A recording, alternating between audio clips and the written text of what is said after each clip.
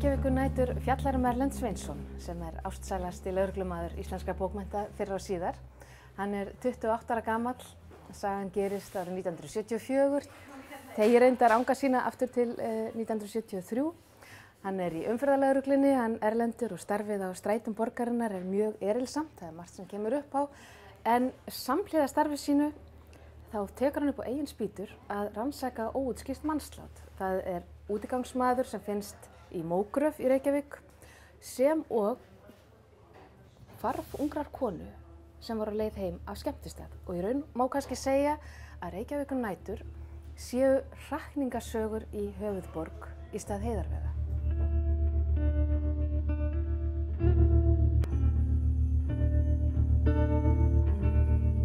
Ég las náttúrulega bækurnar þegar komið fyrst út, fyrstu bækurnar. Hafði unnið með Arnaldi og þekkti hann náttúrulega vel á Mogganum og fannst þetta spennandi að lesa þetta og þeir voru fínar, mér fannst það góðar, en svo hætti ég að lesa hann í mörg ár. Ég veit eiginlega ekki af hverju, en einhvern veginn það bara las ég hann ekki, árum saman. Og síðan verður hann svona rosalega vinsæll og rosalega stór og mér fannst hálf astnalegt að ég var að fjalla bókmenntir og hefði ekki lesið Arnald. Þannig ég tók mig til og las 4 eða 5 bækur bara í streitt, sko. Þá svona sá ég hann svolítið í svona nýju ljósi, það var komin svona smá fjarlægð, sko, og þá áttaði mig á því, sko, hvaða sem gerir hann svona góðan, sko.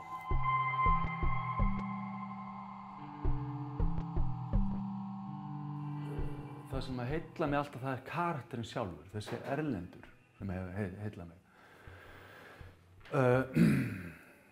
Það það hvernig hann fæst við hlutina og hvernig honum líður.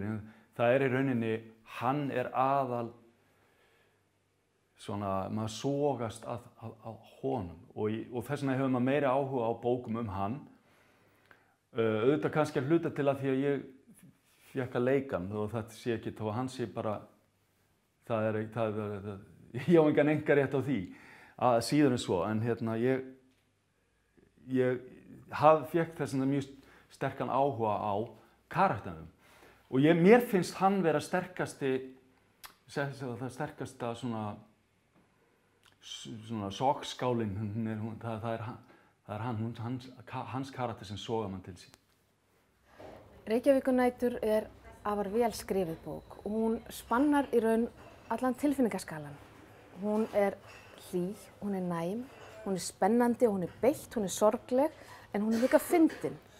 Þessar persónur í bókunum hans, þetta allt persónur sem lifandi, sem alvöru persónur. Þetta fólk sem að þú lest og þú kynnist og þér stendur ekki á sama sko. Og það þá ekki bara Erlendur, heldur allt fólki í kringum hann og líka fólki sem hann hittir, sem sagt einhver kona í blokk sem að segja frá einhverju sem gerðist og hún verður svona allt í einu svona mannleg og lifandi og svona það það sem hann getur sem mjög margir rithöfundar geta ekki.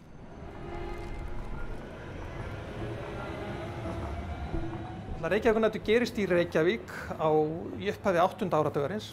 Svona tími sem ég man mjög vel eftir og náttúrulega Arnaldur líka, við erum svona álíka gamlir. Og þar líka birtist svo vel þessi samtímalýsing, hann að lýsa svo vel lífinu sem var hérna á borginni sem var og viðhorfinu til fólks. Og það náttúrulega drykkjumenn sem koma að sögu þessari bók, útigangsmenn og rónar sem að mann svo vel eftir. Og mér fannst mjög vænt að lesa þessa lýsing. Mér fannst mjög vænt að hann að draga þarna mynd af borgarlífi sem ég þekkti mjög vel.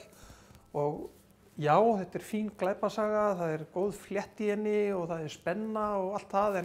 En fyrst og fremst þetta svona lýsing af fólki í raunverulegum aðstæðum.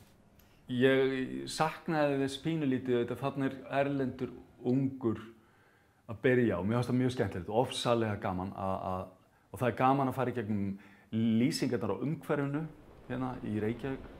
Ég bjó í hverfinu þar sem Reykjavíkurnætur gerist eða morðið framið. Það í raun mitt hverfi. Ég ólst upp sjálfur í bústaðahverfinu og labbaði hitaveitustokkinn fram og aftur þegar maður var krakki. Þannig að þetta umhverfi sem ég sjálfur kannaðist vel við og rosalega gaman að rifja upp og fara í gegnum og maður lifir söguna held ég sterkar ef maður þekkir umhverfið svona mikið vel. Því leyti fannst mér góð en svona kannski á plott ekki nú sterkt fyrir mig eða eitthvað og kannski var Erlendur of ungur, ég veit það ekki, ég tengdis ekki eins vel við hana eins og síðustu bækurnar Erlend. En engu að síður fannst mér gaman að vera þarna, gaman að lifa hana og lesa hana, já. Arnaldur notar í raun gamalkunnugt bragð Íslendingasagnanna. Hann notar fá orð til þess að segja stóra sögu og hann meitlar persónur sínar mjög. Hann í raun og veru eins og myndhöggvari sem gengur hringinn í kringum karakterinn sinn, gæðar hann lífi, við sjáum hann frá öllum hliðum og við trúum persónunum því þær eru eins og af holdi og blóði. Sko, það kemur náttúrulega mjög vel í ljós í Reykjavíkurnóttum hvað Erlendur opáslega galluð persóna og sem sagt ekki gölluð persóna frá hendi Arnaldar heldur í raun og veru hann með svo mikið af tilfinningaflækjum sem að dragnast með náttúrulega úr æsku og hann maður finnst ekki eins og þetta sé einhver maður sem manni myndi þykja vænt ef maður þekkt hann en að því sögðu þá þykir öllu vænt hann og fólk ekki saman hann og sem sést að því að þegar menn er að lesa umsagnir þessa nýjustu bók Arnaldar að þá er fólk ennþá að heimta hvað með Erlend, hvað kom fyrir Erlend, hvar hann í dag og svo framvegis sem er svolítið skemmtilegt sko, fólk ekki saman. Reykjavíkurnætur má lesa sem upptakt að öðrum glæpasögum Arnaldar. Þetta fyrsta mál Erlendar, sagan hefst hér.